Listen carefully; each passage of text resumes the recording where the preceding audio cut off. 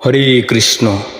আপনি যদি মানুষ হয়ে থাকেন, আপনি যদি এই পৃথিবীর একজন বাসিন্দা হয়ে থাকেন, তাহলে অবশ্যই আপনাকে কৃষ্ণ নাম করতে হবে।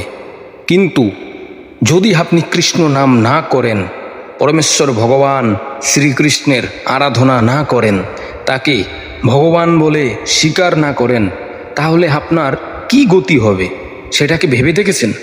বৈদিক শাস্ত্রে কি বলা আছে আজকে সম্পূর্ণ ভিডিওটি দেখুন।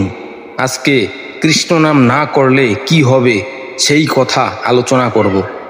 শাস্ত্র অনুযায়ী কৃষ্ণ নাম না করলে জীবের প্রকৃত কল্যাণ হয় না, জন্ম মৃত্যুর বন্ধন ছিন্ন হবে না। ভগবদ্গীতার ৮ম অধ্যায়ের ৬ষ্ঠ নম্বর শ্লোকে বলা আছে, মৃত্যুকালে যেই ভাব মনে থাকে সেই রূপেই পরজন্ম হয়।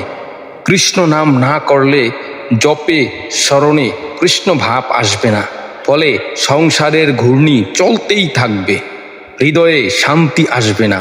হরে কৃষ্ণ মহামন্ত্র হৃদয়ের অশান্তি, দুঃখ, ক্রোধ, মোহ সব দূর করে। নাম না করলেও ভিতরের শূন্যতা, দুঃখ, কষ্ট থেকে মুক্তি মেলে না।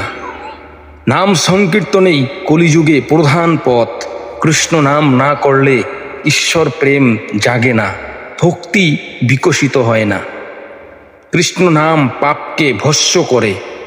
নাম না করলে পাপের আসক্তি থেকে মুক্তি পাওয়া কঠিন।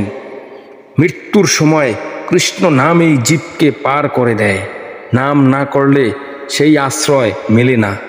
শ্রী চৈতন্য মহাপ্রভু বলেছেন, কীর্তনীয় সদা হরি, সর্বদা হরিনাম করা চাই। অতএব কৃষ্ণ নাম না করলে জীবন বৃথা যাবে, আর কৃষ্ণ নাম করলে জীবন সফল হবে, পরম আনন্দ ও মুক্তি লাভ হবে। তাই অবশ্যই আমাদের কৃষ্ণ নাম করতে হবে।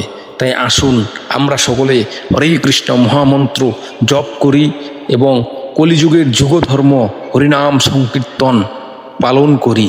হরে কৃষ্ণ।